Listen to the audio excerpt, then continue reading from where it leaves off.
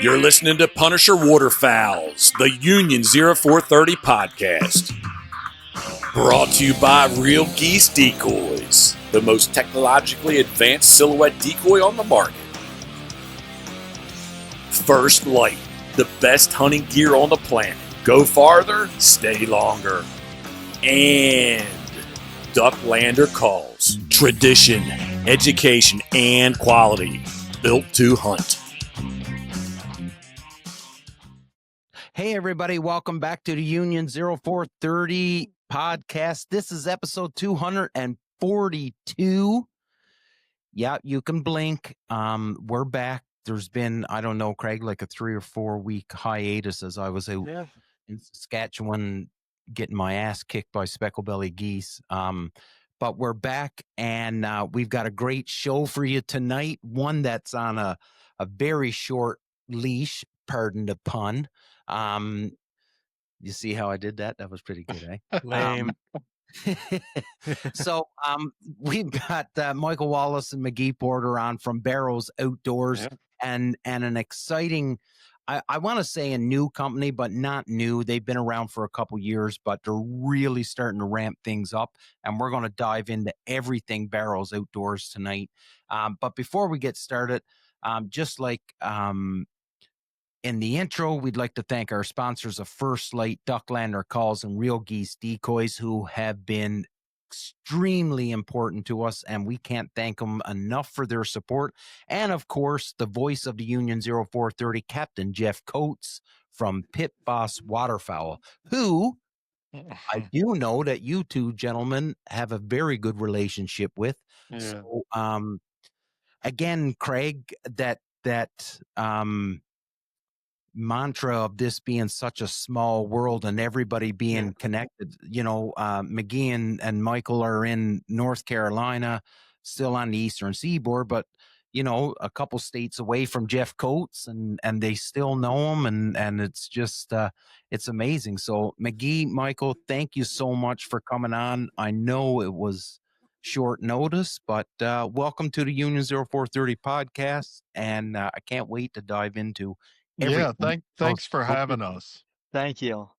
Thanks for having us. We appreciate you taking time out of your day to talk about our business and the things we love. No, absolutely, buddy. And McGeehee and I had a really good conversation today, and we were talking about it, and one of the things that I had brought up to him was that I'm a big fan of growing with other brands. So, when you guys are, you're a couple years old and you've been doing your thing, but I absolutely love having brands and companies on that are sort of kind of at the ground level. And I love just picking the brains and hearing all the stories and why you got to where you are and how you got there, and why you're doing this crazy idea of becoming entrepreneurs. So, and Michael, I know you have a background with it, and McGeehee has always been entrepreneurial, but I can't wait to get into it. And of course, Craig's got a new dog, and I just want Craig to be able to have all of the tools possible for him to be able to ask the questions and get some guidance. So, fellas, if you get Michael real excited, Craig's head will start spinning when it talks about training a dog. Yeah. It's already so overwhelming most days. Yeah. You said it's a poodle, Craig? I got I was wondering how far we needed to go back before we get started, but no, that's awesome. So Michael, I guess the best thing to do, and I guess the best place to start is to get a little bit of your background, and I know a little bit just because McGeehee told me today, but for our listeners, and then McGeehee, we'll switch to you, and then that'll lead us down our line of questioning for the show. So Michael, Okay. to you, buddy, please. All right. So I'm Michael Wallace. I'm co-own Bears Outdoors with McGeehee. This started, when McGeehee was in college, and I kind of have a different career. I'm a commercial plumbing contractor, and so it keeps me busy. And McGee had this idea to start this business with this whistle, and it started a little different than that. And McGee will, I'm sure, elaborate. It started off with us just trying to find a better product, a better whistle, and we wanted the Green Monster, because all the pros were using that, and they were virtually unobtainable, unless you were paying out the nose for it. So McGee started experimenting, building these whistles, and we were trying different ones, and we had a 3D printer, and then we were in there, and I think this was one we had printed, McGee, and he blew it, and I said, "That's it. That's it. That's the sound that I hear coming from that Green Monster. That's the sound I hear people want."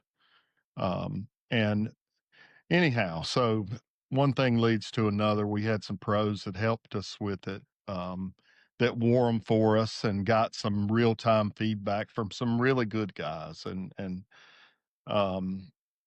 we made it better. We made it lighter. We made it where it didn't taste bad. We made it where we didn't have to do as much to it. And they sent us a sample, and McGee blew it, and I said, "That is it. That is it." And I knew then that this could turn into something legitimate.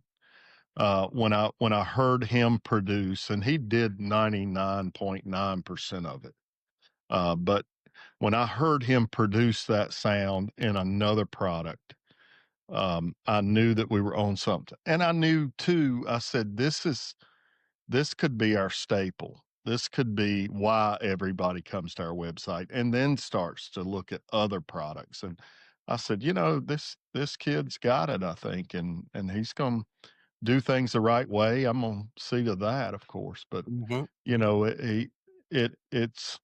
it's turned into something that's fun work for me, and that's hard to find, is work that's fun. And if it was just about work, I would just do plumbing. But Right. But this is something that I'm passionate about, and I enjoy it. I enjoy meeting the people that are associated with it, and it's a very rewarding to spend your day with a dog. It just is. It does something for your soul, and my wife tells me when things start to run together on me, she said, "You need to go down to the Bakers and spend a few days and train with those guys and blow off some steam and come back, because Wow. it's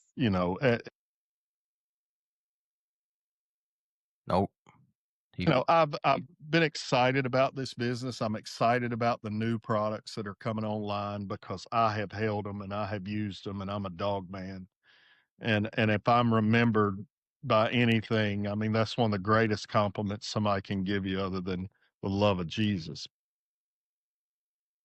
Yeah, and I like It's ignited a fire in me, to this business has to, be more hands-on. And the products that he's come out with, in addition to the whistle, are just good stuff, really good stuff. And I hope everybody will give it a try.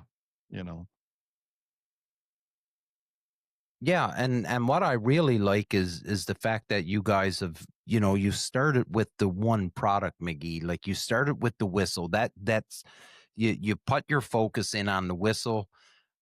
You created a great product, and now you're going to move on to something else.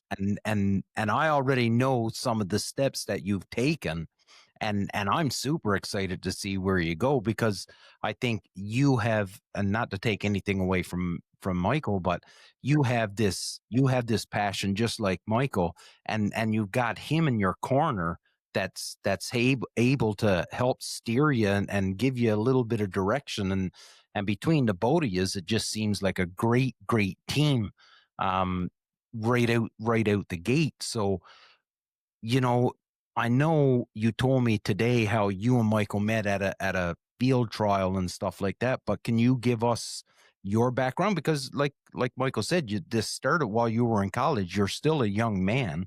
Can you give us some of your background? Yeah, I mean, I was in college and wanted a dog, and I was like, well, do so much different things. I like to hunt a lot.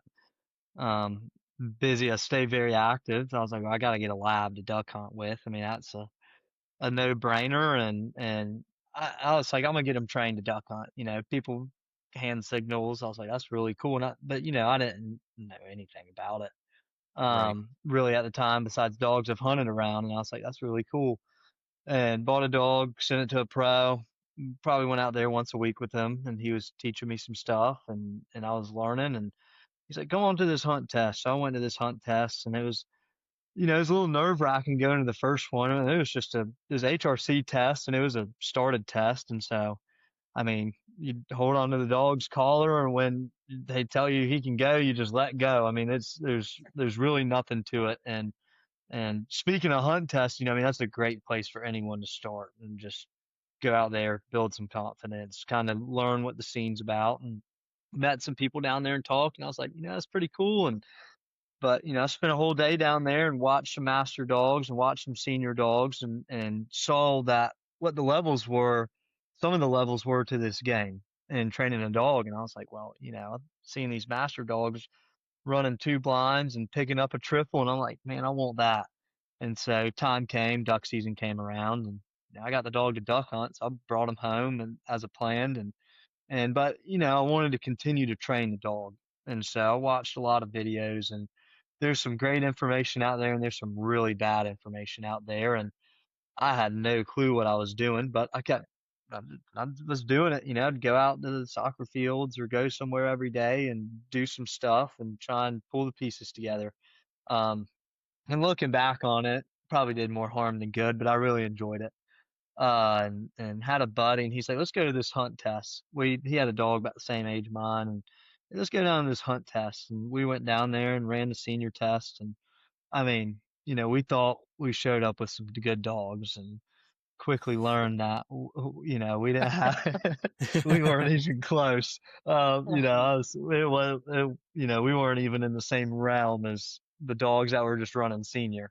Um, we were confused, and we met some people down there, and ended up all going to dinner together that evening. And Michael was one of the people there, and we got talking, and he lives right next to where I went to school. And it's like, come out and train with this group of people. And, we train. And I was like, well, that sounds like, great. Get to go hang out with some people, learn more about it. And, this is, I was interested, and I was like, let me go see what all these people are about. And I go out there, and there's 6 or 7 guys that are all, and Michael, that are all retired. And then, there's me. And I'm 20 years old at this point, and I was like, what am I getting into? But they were pulling some stylish dogs out of the truck, and I was like, man, that's really cool, and just welcoming as can be. And I was like, that was really fun. And I was like, I want to keep getting more involved in this. And it's about the time COVID happened, so I didn't Okay. have school, I didn't have class. And so, and there's a guy, Tony Hartnett was his name, and was a great mentor for me, like learning this sport and getting into it. And so, and he kind of took me back to the basics. So every day I'd go meet him out at his house, 5, 6, 7 o'clock, whenever it was. And he kind of, I'd help him with a lot of his dogs. He's a pro, and he'd walk me through the basics, and went back through and pretty much retrain my dog from ground zero to making him a Mhm. dog that can go run derbies and qualifiers and master tests and all of the fun stuff, and just continually just loved it and enjoyed it, and probably spent more time messing with dogs in college than I did paying attention in some of my history classes and whatnot. But I don't regret it any. Um, and so, but it's always been a little entrepreneurial, and we're showing up, doing all this training, running tests every weekend, getting in the field trial game a little bit at that time, and I'm seeing all these dogs, and we're training, and we're showing up every day and duct taping stuff together and using 3D printed products and this, that, and the other. And I'm sitting around, I'm like, as much time and money as I have in just my dog, which compared to a lot of people is not a lot. I was like, there's got to be some stuff out there that's good to use to help people train these dogs. And that's kind of what spurred on the idea of the whistle, because and it's like Michael said, everybody wanted the green monster. I found some for sale. They were starting at 500 when you could find them for sale. For a whistle that was 30 years old, and I was like, like everybody wants this. Someone's got to be able to make something that's like it or better. Mm-hmm. And there just wasn't anything out there, and so that's kind of what spurred this all on, and have loved doing it since. I don't ever really feel like I'm working a whole lot.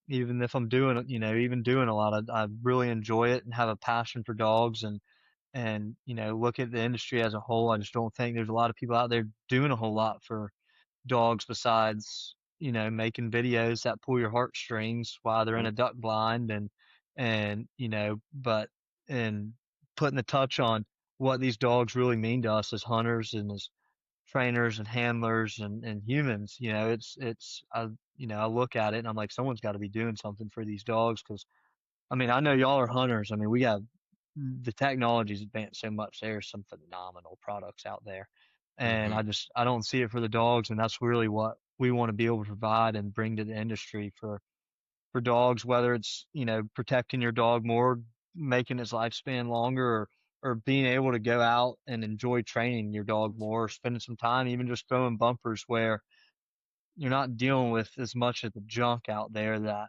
comes along with enjoying time with your dog, to rig something up to be able to do something so little, where you can just go out there and do it and focus Yeah. on what you need to do as a trainer or a handler, or sitting in the duck blind just enjoying some time with your buddies and appreciating watching your dog work.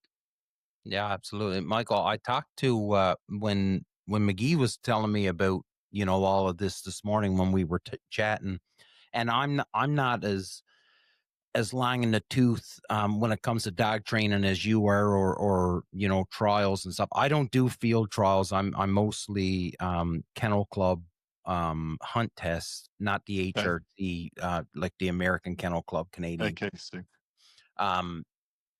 But the one thing that I brought up to McGee is that I got to be careful in how I word this, because it may come across strong, but I think that there's a divide between the dog trainers, the field trial hunt test guys, and the hunters.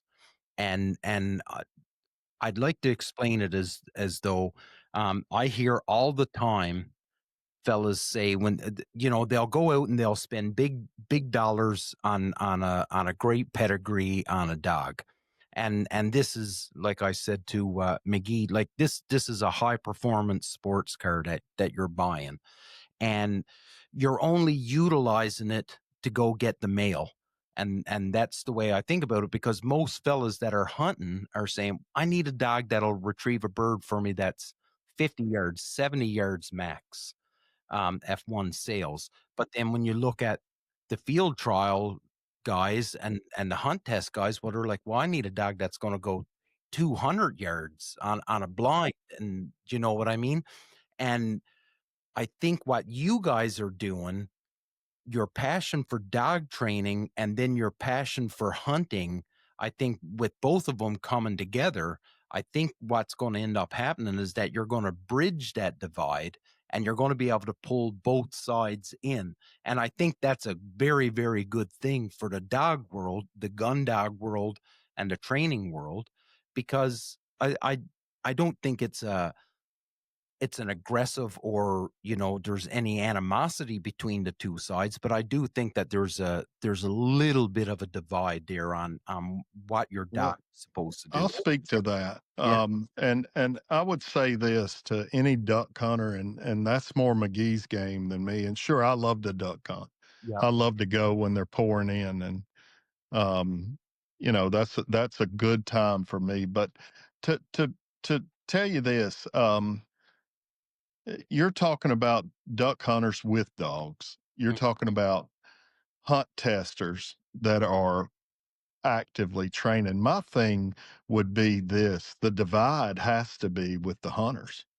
Yeah. And because if he owns an animal and he expects it to operate a certain way during duck season. By God, he better be training that dog throughout the regular season. Yeah. How fair is it to let one lay on the couch and have a real thin coat and then break ice with him one morning? Yeah. It needs to be acclimated. He needs to be trained. He needs to be able to make that swim, whether or not you have to do it or not. Why set limitations on your hunting partner? Mhm. Why not make him as smart as you can? And I say to the duck hunters that have a dog that aren't actively involved in a hunt test group, a training group, or some way to exercise that animal, shame on you. Yeah. I'll hit it right in the mouth with that. I'd say shame on them. They're not real dog men.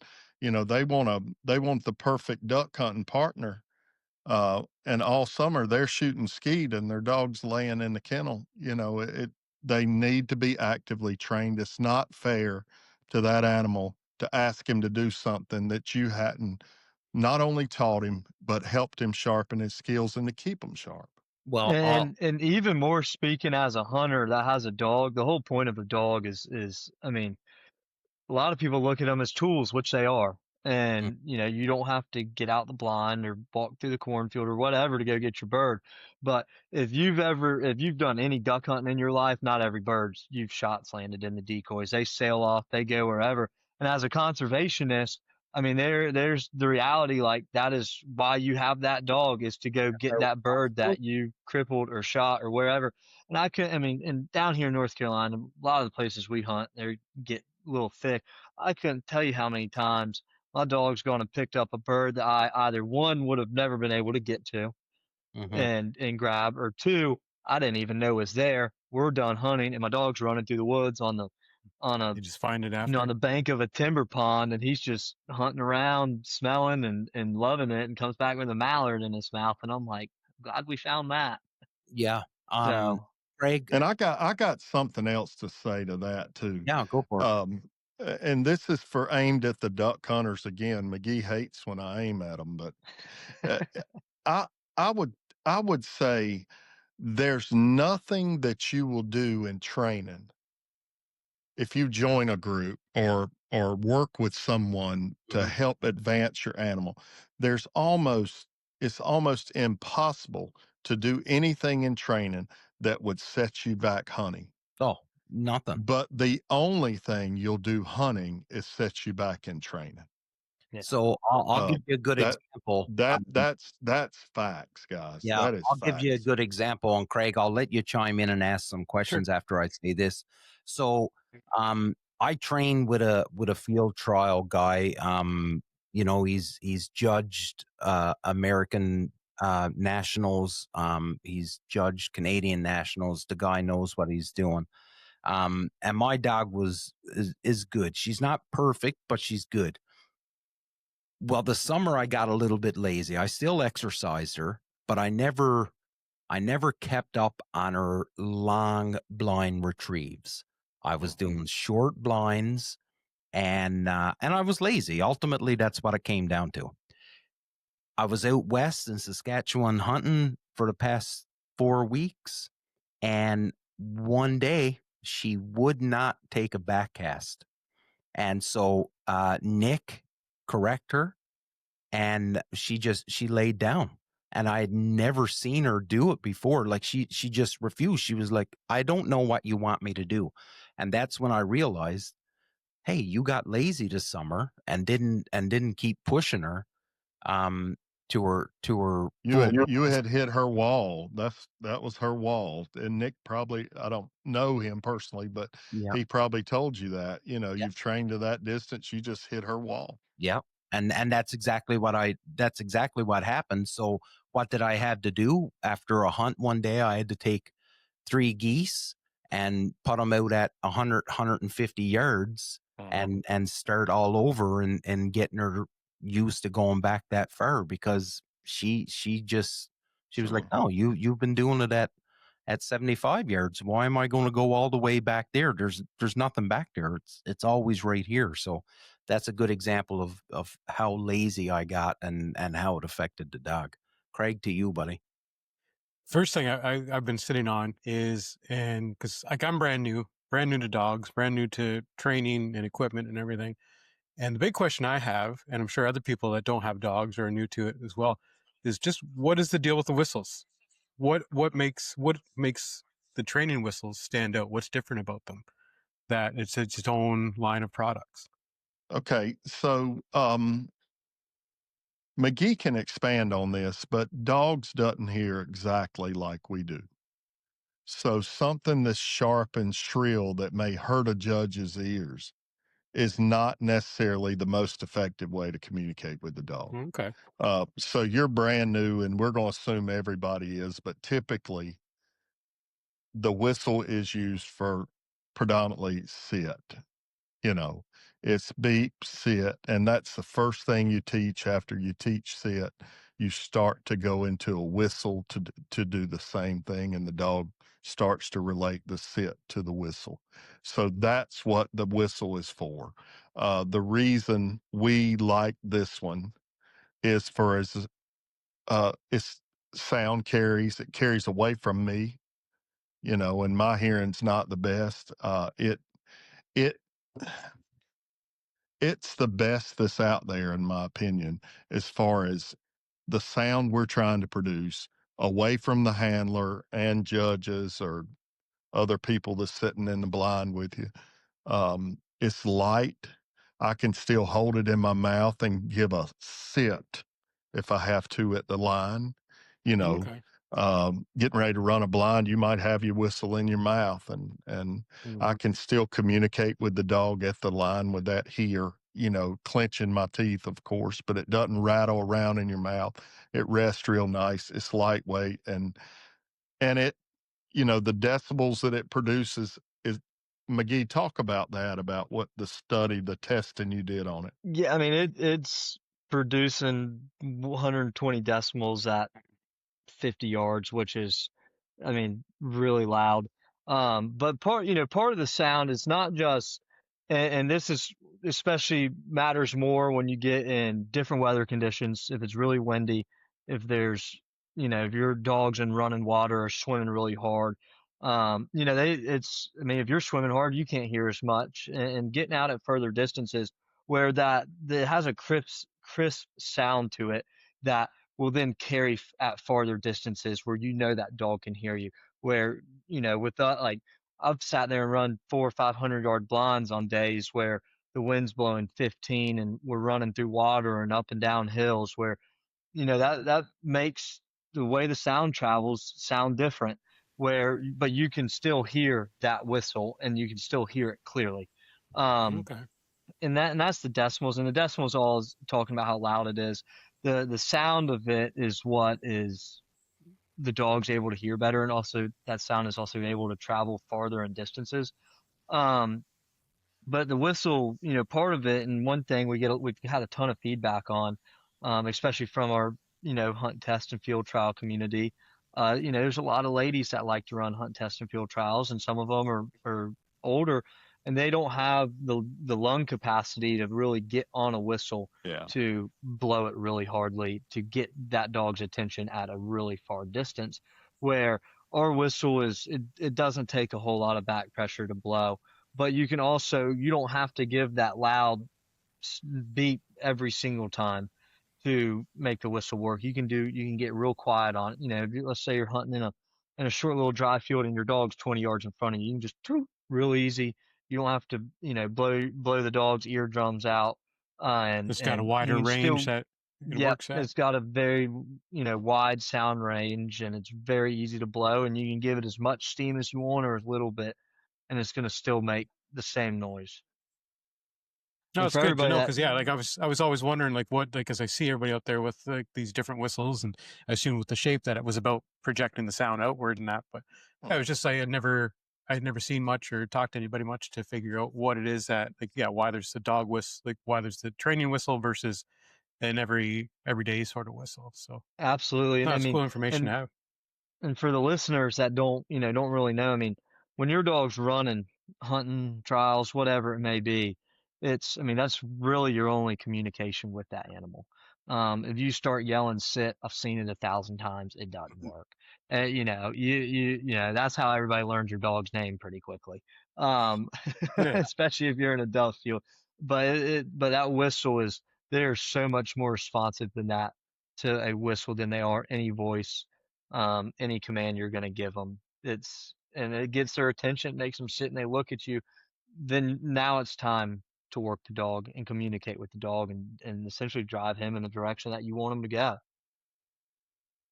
How do you, Michael and McGee, both of yous, I'd like for you to chime in on this. And this is something that I've told Craig numerous times. Bill Kennedy is the guy that I train with, and I think Bill spent more time training me than he ever has on training my dog. And that's to get me using the right words of command, the right actions, making sure I'm lined up, doing everything that I can do to ensure the success of the dog, right? So when with all the resources that's out there, there's all these videos and there's all these platforms now with people telling you, you know, this is what your dog should be able to do and all of this. But there's nobody that's really talking about the consistency that a handler needs. And it's not that it's super difficult. You just have to stay consistent and keeping that same level at all times. But the dog, it's a symbiotic relationship, right? The handler and the dog, they both got to be on the same page, and they've got to be understanding exactly what's needed. Can you guys expand on that a little bit? I've gotten in my Yes. dog's way a lot more times than he's gotten in mine. Yeah. Yeah, and just for clarification, I know, Craig, you're brand new to this, and a lot of this is going to be gibberish or stuff maybe that you don't understand. You will at some point, but if this tells you where I'm at, I still am being trained by a trainer. When I go to the bakers, whether they're in Georgia or Michigan, I do not run the controller. I hand it to Jason behind me, and he tells me every cast to make, every whistle to blow, and it starts to become habit. And one thing is, he wants me to do it just like him because that's fair to the animal, and they don't go through a craziness, you know, when one guy's handling them versus their pro. And so I'm still being trained to this date. And I don't foresee that changing, you know, Yeah. at any point. For one, I don't have the mental ability to be able to train one of these dogs every day enough to be competitive in a field trial. But just for clarification, that, you know, I am being trained by a trainer as well as my animals that are down there with him. And that's, And for me, when that's one of the things I'm looking forward to the most. Like, so my dog Maverick will be leaving in a few weeks, to go off with a trainer, and plan is he'll be gone for 4 months. And the trainer, he's up front. He's like, come down as often as you want, because I'm going to need to train you as well. And like, that's, for me, it's like, I know the dog's going to pick it up, but it's like, I need the time down there to figure it out. Because again, like, I have no background in it, no experience with it. So I need him to train me. And I Right. just wish it was closer so that I could be down there more often. Because as it is, I won't be down there not a lot of times just because of the Well, distance. But it and yeah, I let definitely me need to say get down this there. to that. At first, you don't want to be there. You don't. There's nothing to see through a force fetch, and if it's not that program, Yeah. find another trainer. But if you know, through the force fetch and the T pattern, there's just not a lot to see, Craig. Okay. Spend your time there when you see that animal start to pick up, you know, able to run watermarks when it's through swim by, and leave him there until that gets done if you don't have the ability to do it, because that is foundational. And if I'll give you an example, if I were to bring a dog to Jason and I said, he said his first thing was, "Where's this dog coming from? Who had him?" And if I said Hunter Street, Allen Pleasant, if I said any of those names, there'd be no question marks, because they know the process of training a dog and they know how to get it to a certain point, and find that trainer and work with him. And he's exactly right. You're going to require tons of training, Mhm. and I'm still going through it, but it is so rewarding if you commit to it the way your animal's committing to go, down south, I'm assuming, for the next 4 months. They're making the commitment. Make that same commitment to get yourself trained, because otherwise you'll bring home a confused animal that has no Yeah. idea what you're talking about. And Or Damien it'll- knows, like, that was always the big thing I was reluctant about getting a dog with having no background. And I was always afraid of getting a dog, putting the money into training that, and then just then it comes home and not being able to maintain it well, and pissing the dog off, pissing myself off, and just kind of Right. ending up in that loop. Right. So it's been good so far, and a lot of good resources. Like, I know a lot of people that have dogs that train. And so it's been good to be able to, like, I'll post videos of what I'm doing with them, just for if nothing else, just to get people's opinions on it and get some of those tips and stuff, which Damien and everybody's been really good. And I've been able to kind of proceed a little bit better because of posting those videos and say, like, yeah, here's what we've got going on. Tell me what I'm doing wrong, or tell me what we're doing right, and working on it from there. So it's been good so far. A lot of that stuff though is there are a lot of videos out there. I think a lot of them, and every dog's different, but I think a lot of those videos miss out on the correction side of training with Mhm. the collar. I mean, and some of the stuff like force work, T patterns, swim by, that stuff. I mean, it's a lot of force work, and you're using a lot of that collar, and the dog's starting to understand, and it's nothing bad for the dog. It's actually building a lot of drive in the dog and making them understand what's going on. But how quick and attentive you have to be to that animal. I mean, getting trained as a handler is not the same as getting trained as a trainer. I mean, you get working with a young dog, especially that's going through the process, and you continue to step the building blocks up. And that's, I mean, if there's anything I've learned in dog training, it's simplify. Make sure that dog truly understands what you're asking it to do before you go ask it to do that. And Craig, you'll learn that as you get into spin drill and stuff like that. Like, you are showing that dog exactly what to do, to the point of now that dog fully understands that, and you're asking it to do it, and it does it, and then it doesn't do it for you one day or one time, and then correction. But when you are giving those corrections, I mean, you blink two Well, seconds. a lot happens between when you ask them to do it and start telling them to do it. Mhm. Yes. That's not a fun time, Craig. And a Mm-mm. lot of Yeah. times, it's just, I would spend my time down there when I could stand over and run marks. It just is nothing to see unless you just want to visit, but Yeah. No, that's good to know. yeah, And it's you'll kind get of hard to do for your first one, but It you'll is. be all Yeah. right. yeah, and you'll get and Craig and Michael, you and McGee can chime in on this too, but you'll get to know your own dog's idiosyncrasies, right? Like, I know that on a whistle, I know my dog always turns to the right when she turns to face me. She'll always turn to the right. So I already And Damien, if you wanna hear something, and Michael, chime in on this. I've always been told it's whatever side, people have habits. Whatever side that collar's on is where they tend to start turning. really? That's just good. What do Yeah, you think on that, Michael? some of mine are crazy. I don't know. Probably don't know some of them good enough to tell you which way they spin, but it's always surprising. It seems like, especially when one whips around and you didn't expect him to sit that quick. You're still got your hands in your pocket, Hey, But your dog always turns right until you're in the third series of an open, and he goes left on you. yeah, Exactly. yeah, a little patch of water there that you knew he was going to take that cast on. Yeah. That's the one thing that I was told very early was, your dog will humble you. because yeah. they'll humble you every time. Guys, I did want to talk a little bit more about Barrows Outdoors, and I don't know if you guys want to talk about the future and some of the products that, because you've expanded beyond the whistle now.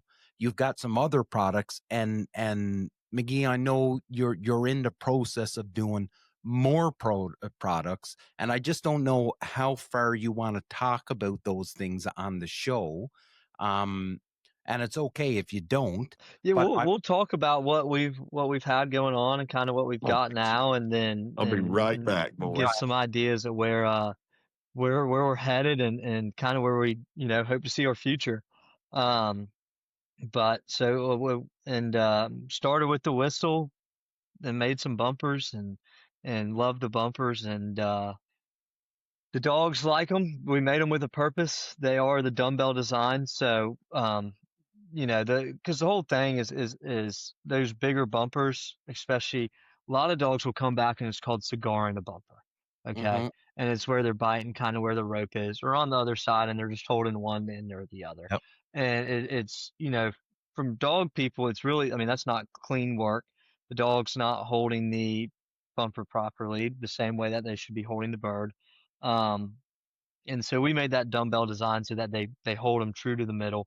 They've got great size to them, so you can throw a short mark or a really long mark, and the dog's going to be able to see it. Obviously, And they have weight. They have they weight as Okay. well. And Yep. I think that's important in any training bumper. It is. You're trying to simulate a bird. Mhm. Let's simulate his weight. Let's Yep. make that boy can be able to pick up that weight. Don't reduce the size of your bumper. Only reason I know people do that is they can get more on the truck, Yeah. but don't reduce that size. Let it feel like something when that dog's coming out of the water with it. And Craig, in your situation right now, buy one and make it a toy. Fun bumpers to him, throw them every day and let him get used to holding something in his mouth. At first, he won't bring it back. Then he'll get closer and closer, and you'll grab for it to keep it from hitting the ground. But throw him something that feels like a duck. Get them excited about it. I mean, there's a lot you can do with a puppy. But And we've done whistle leads. yeah, We've got multiple different leads, handler leads, line leads, some that I would call actually tree and leads. McGee can expand on that, but this is what I've noticed, what I've been most impressed by, what he's brought recently to the table with these leads and collars is they're not cheap, but they are not cheap. They feel good. They feel like a dog collar. And always, once something happens to one of mine, I hang it on a nail and it don't go on another dog.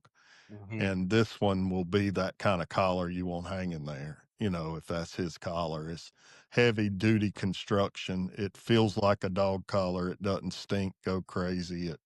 It's just those are good quality products, stuff I've been really impressed with. And that's tough with me on, I put stuff to the test. yeah. So all of the collars and all of our biothane products, we put those in our Ironhide collection, and the collars, they all come with nameplates. If you want one on it, they're free. We'll engrave them and put them on the collar for you, and then all of our Ironhide collection, we're packaging all of that stuff in a nice wax canvas bag that'll hold a few boxes of shells, or you can put anything you want in it, but something nice. That I wanted to do something for our customers that um give them something that they're going to hold on to on top of just a collar or something like that. So that's kind of why I came up with that. um but yeah, I mean, we've got check cords, which, if for your trainer or people, I mean, a lot of people use them for tracking dogs and whatnot. But starting out with a puppy, I mean, a check cord is a very great tool to still Mhm. have control over that dog, but let them get some distance for you so that you can teach remote sits, and then say, teach that remote sit where you're able to get away from sit and stay, or you're able to get away from your dog and say, here. and versus a dog getting distracted, you're able to pull them a little bit, encourage them to come to you. I don't know if you're training a young dog, I think you got to have a check cord. Oh yeah. One Yeah. I hundred. mean, that's You the only have to way have you can one. do it. You have to have one. If you know, it's Only way. I don't know of another way that you could teach a dog to sit on a whistle to be ready to take a cast without a check cord. Yeah. You'd have to have him in a small fence. Yeah. Yeah, and you Or he'd just keep going on back, wouldn't he? yeah, walking fat, especially with puppies, they get so distracted that it's It gives them a little bit of freedom too when you're playing with a puppy in a field. Maybe at a field trial you got one out that has been in the box, and I love to have a check cord on them where I can let them get 30 foot from me and frolic all around and play. They're just good tools, and these in particular don't burn as bad as some. I mean, if any of them got if you've ever reached down or got one around your ankle, you know what I'm talking about. But these are not a nylon type burn. It would have to really work on you to, for that product to burn your hands, Yeah, and then Yeah, so the and then check cord's a good thing right now, because like the one thing I've been struggling with, my dog, like his attention's pretty good, but right now a lot of leaves are coming down, so it's like he'll be paying attention, and you get that one damn leaf that blows across, and that's it. You're not getting his attention anymore. Yeah. Well, yeah, and then we've got a couple Right. different slip weeds as well, part of that, and that's all kind of preference and style. One of them comes with a choke chain. You can kind of double that into a training tab. And the slip leads. The slip lead's my favorite thing. I hate stuff. I just hate big stuff. Leashes, they're just not my friend. Or slip leads, or that right there. When I go to the vet or about anywhere with my dog, that's usually what I have with me. I put it in my pocket. It's light, doesn't take up any room. I've used one for forever. I swear by them. That's one of my favorite things. And they don't stink. Yeah. It's the stink proof stuff, whatever that is, McGee. Yeah, it's biofan, and none of them, they don't hold moisture or anything like that. Right. No, I'm hoping for the people that are watching the video, when it comes to the podcast that's just audio only, you won't see this, but if you go on to barrowsoutdoor.com, you'll see all of the products that McGeehee and Michael is talking about here, with the Ironhide collection and the bumpers and the whistle and stuff. So it's all right here. The prices, and I think this is what we sort of kind of talked about today, McGeehee, was when we were chatting about, you saying that you wanted to create quality products, and you acknowledge the fact that, yeah, you could probably buy cheaper stuff, but it's not going to be the same quality, right? And I think the dog community, for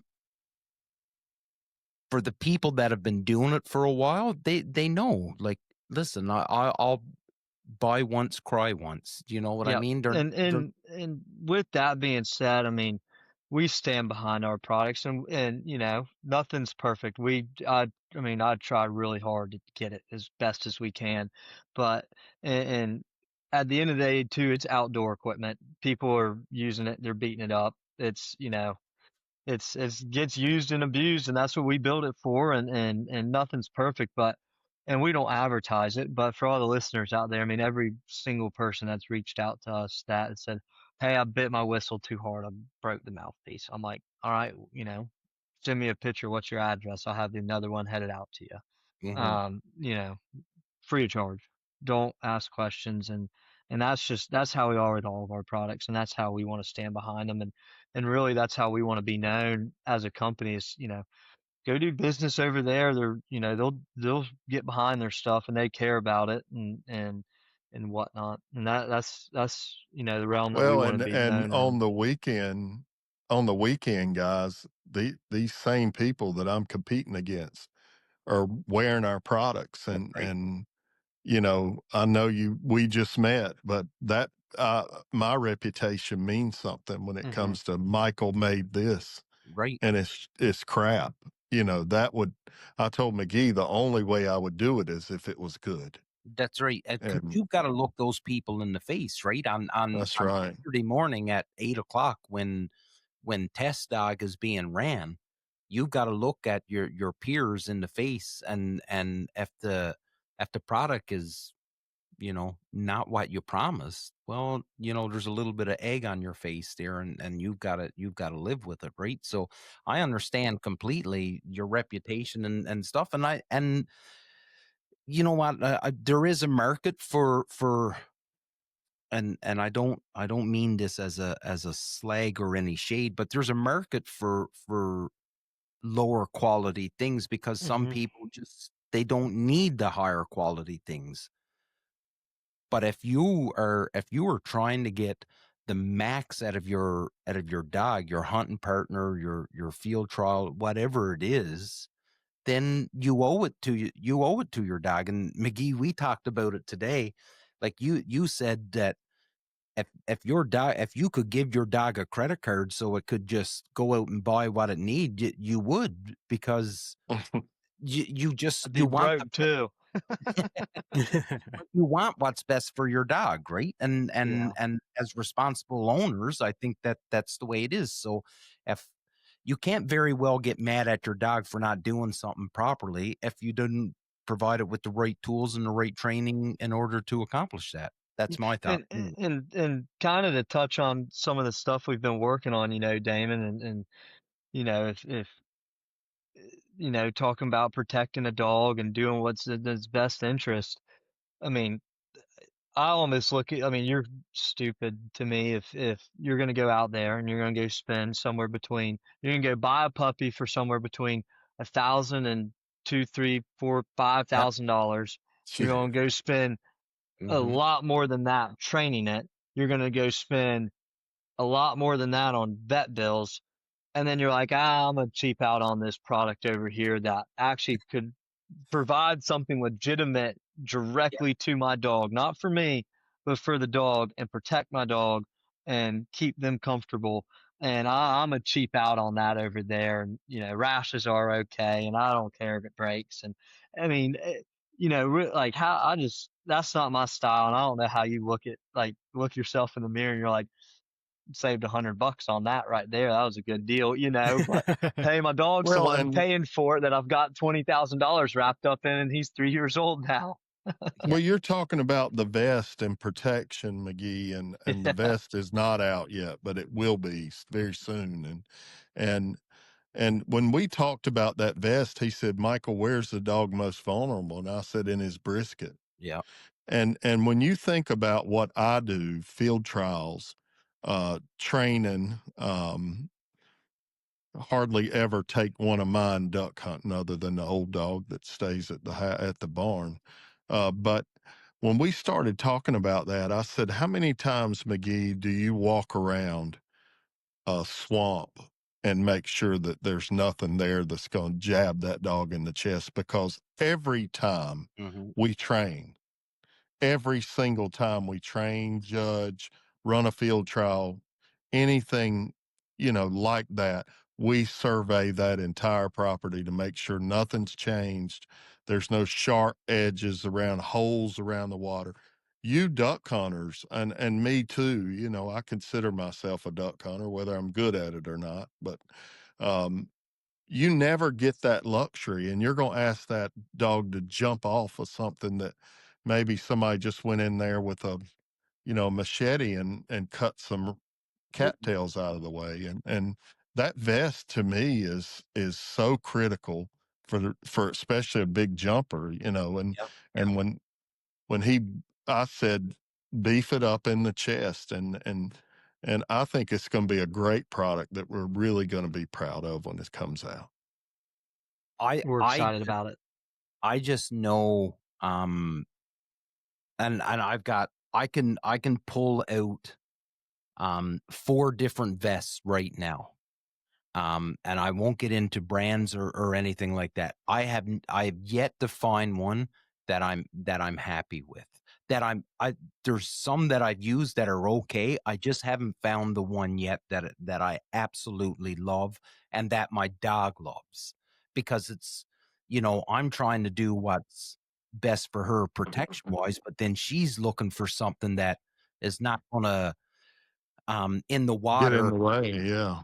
that's like a sail to her, because I've got one that she's a small girl, so she's not thick in the chest, so the at the neck it opens up, so she's almost creating drag because the water is coming in through the vest, you know what I mean? So um I just think that when a product is made by people that are thinking about the end user more than you are just putting a product to get a SKU on a shelf, I think that makes a huge difference. And I'm excited. Our mutual friend Lucas, who reached out to me and said, "Hey, listen, I want you to chat with these guys. These are some friends of mine I hunt with, and I know them and stuff." And I'm like, "Yeah, I know who those guys are. I follow them on Instagram and stuff." He was like, "Do you really?" And I was like, "Yeah, I know who they are. I just have never met them." And then Lucas put, McGee and I in contact, and we started chatting and stuff. So I, boys, and like I said, I love it. I love watching a brand start, and I love being able to pick the brains at the ground level and from his infancy. And I just, as a dog guy now, because I wasn't always a dog guy, but now I don't even take my gun half the time to the field, because I'd sooner sit and just run my dog and let, because my claim to fame now, what I put my feather in my hat, is when my dog makes a crazy retrieve. Yeah. It's the nice shot that I made, or that stud pintail that I get. It's holy smokes, did you see that retrieve? And then I get a little swagger as I'm walking, because it's my dog. My dog done a good job, and that's what I absolutely love. It's hard. And I You just don't want really understand the being the dog man until you get the dog and you go out there and you put in all that time training and or having an out of trainer or whatever. Then you watch the dog work. Then you go, I think I get it now. Yeah, absolutely. And then it Well, even like creates the one weekend problems. I took my dog to my dad's place, and I had family around, and most of my family, my siblings, have all had dogs for years, and none of them, for the most part, they've never trained the dogs well. Like they've never been hunting dogs or anything. They're family pets, but like poorly trained at best. And so like the one weekend, I took the puppy to my dad's place, and I just had him running around the yard, just doing some pretty basic stuff. And it's like everybody's like, wow, like he's really smart. It's like, well, I spent 5 minutes. Like it wasn't that hard for some of this stuff. And even that, like just seeing some basic stuff, like just listening, walking around the yard and that, like it was just, yeah, it's like that little bit of pride in having done a good job. And like to what Damien was saying, as far as with products being put out by people who have the knowledge, have the background, that sort of stuff's important to people like me, because like you were saying, there's so many SKUs out there, so many different values and price points, that for somebody like me, there's too much, right? So it's like, yeah, I could spend a whole bunch of money on this and this and this, and then it's garbage, but you don't know, right? So Yeah. it's like Yeah. being able Yeah. to to find people in the industry who are putting out the product for it to be a good product, versus somebody who's putting out one more product line to just get that little bit of market share. It's huge to somebody like me, because I don't have unlimited money to spend to buy all these Right. products that turn out to be not what I need, or just not the right Right. value. So yeah, it's definitely it's huge to find companies that have the background, have the proper intentions. And it's kind of like what I was telling Damon earlier on the phone. I was like, these products we look at making, and some of them, realistically, you can only do so much with a collar and some of that stuff. But like some of our bigger products that we've been working on and we've made, it's all right, let's make this for the dog. All right, now we made something really great for the dog. Okay, let's break this down. We got to make it for the person that owns the dog now a little bit. But now we've got everything we want for the dog in this product, that now we can pull it back and say, what's going to make this really consumer friendly as well, Right. while still giving all the benefits and all the positives to that dog that we want it to have. I mean, Guys, we're more focused on the dog than we are the person yeah, using it. But then at the end of the process, we kind of step in and say, all right, what's the consumer want a little bit? that it's a fabulous approach, and one that I'm confident is only gonna pay out in dividends for you. And Michael, when you retire from being a commercial plumber and you become a full-time pro on dog Yeah. training, Well, I wouldn't do that because I love my amateur status and I love the right, amateurs and being able to run the amateurs against my buddies and talk yeah, junk and yeah. golly, I would never do that. I promise. Fellas, this is we say it a lot on this show. An hour sometimes don't seem like enough, and we could keep going and keep talking, but we always offer up another opportunity for you to come on the show, and you don't need to wait for an invite from us. You could send me a text or a call Okay. or whatever and say, hey, listen, this is going on. We really like to come on the show and we'd like to talk about it. And I'll always find time for you and get you on and let you get on and talk about your products and talk about your brand and anything dogs, because they're a big part of who I am now. And our other buddy, Phil, who's in Saskatchewan right now hunting, he's a big dog guy.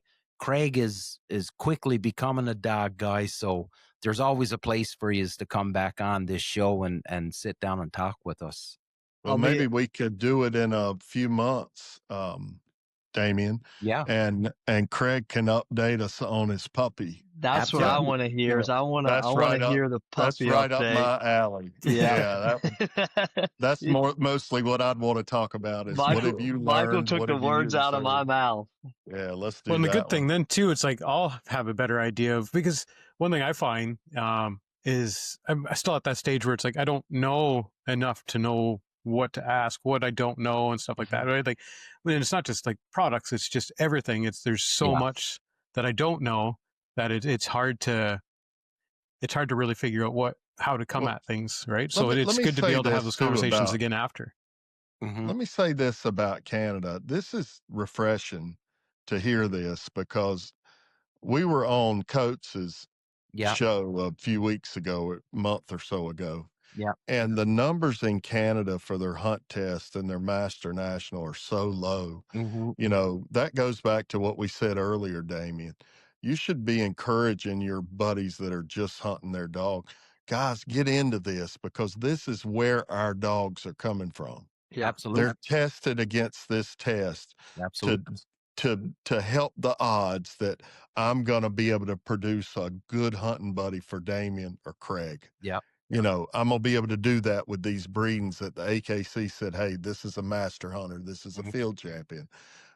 Your duck dogs are going back to that. So, encourage, Craig, that's encouraging for you. It should get involved in the hunt test or train under a field trialer or Yeah. somebody that can help you and maximize what you're able to do with that dog. And I'm going to look him up on Entry Express in about a year and a half and find out what you've done. You probably don't know anything about Entry Express or Nope. anything like that. You'll But figure it out pretty quickly. yeah, you will. And I'm going to look him up just to see what all you've done with him. Okay. Well, I tell you, this will be my last little bit. So I had been in Manitoba for this year's national, just as a spectator as I was traveling through to Saskatchewan to hunt and to guide. Stopped by, spent a couple days there, and got to watch the dogs. There was a couple Americans that had come up and entered their dogs as well. And like I told McGee, my club is actually hosting the 2026 national championship next year. So super excited. Congratulations. Yeah. Congratulations. That's a So big deal. it is a big deal. And so the work is just starting on that. and McGee has already said that he's gonna jump on board and support that. So on behalf of my club, thank you so much for that. You bet. Craig, buddy, this is just the beginning, and I love watching and listening to your questions. I can't wait for when Maverick comes back from Scott, and then you can sit down with Michael and McGee and say, man, this is, did you know my dog could do this? Because that's going to be the crazy, is when you start realizing what your dog is capable of. Yeah. That's the crazy, when you're just, and hopefully, like McGee said, hopefully not getting in his way, right? Letting him do what Hey, he you're can gonna do, do right? it. You're gonna do it. Yeah, that's why you get involved with a local club, and you get somewhat of a mentor to sort of make sure that you don't get in its way too much, right? Fellas. Yeah, and I'll just put a bow on that and say, find get your dog trained, get yourself trained, find a training group, stay active, and contribute to that group. Bring something to the table, Craig. You may think as a new person going there for the first time, you have nothing to offer. You absolutely do. Have the right jacket on, be able to throw birds, bring your four-wheeler so that you can ride around and plant blinds. You find a group, plug in, man. It'll give you so much more than you'll get so much more in return than you'll give. I promise that. Yeah, absolutely. 100%. Fellas, let's do a quick around the table and then we'll end the show for tonight. But like I said, you are more than welcome to come back on anytime. I love this. I love the conversation. And I think we're just scratching the surface on what Barrow's Outdoors is going to be all about. And we love to be able to bring your story to our listeners. So let's start first with Michael. Over to you, buddy. Yeah, just thanks for having us, Damien, and Craig. Nice to meet you, friend. And if we can help you in your journey, man, reach out, get our numbers. And if I don't know the answer to the question, I'll try to find it, for you, and just, continue to pursue excellence with your dog. And we're just very thankful that you guys had us. And it's nice to be able to reach out into the Canadian community. And I know some Canadians that come down in the summers, and got to meet several. They have the best potato chips in the world. So McGee's, there's that. But thank you guys again for having us. And if you're looking for quality dog products, I think we have some. Check us out. My buddy comes down and trains at Cooper Black's in the spring. I'll send down a couple bags of ketchup chips for you, buddy. That's them. Tell them bring them by. That's them. That's them. McGee, to you, my man. Yeah, appreciate you having us on, Damon. And it's nice to meet you, Craig. And I can't wait to hear what this dog journey you have kind of gets you into and where you end up with it, what you can go learn and figure out. I'm sure you're already curious and just want to do the right things and don't stress about it. It's a lot easier than you think. Absolutely. Craig, to you, buddy. McGee, Michael, thanks. It was good talking to you guys. And Michael, you already touched on it, but definitely in the future, I'm sure I'll be reaching out to you guys as I learn more about what I still need to figure out and know what questions to ask. I'll be reaching out to you guys for sure. Awesome. Ladies and gentlemen, this is episode 242 of the Union 0430 podcast. We're not experts. We'll never pretend to be. We're a bunch of friends that just love sitting down talking anything duck hunting and dogs. Surround yourself with good people and good things will happen. Until next time, big love.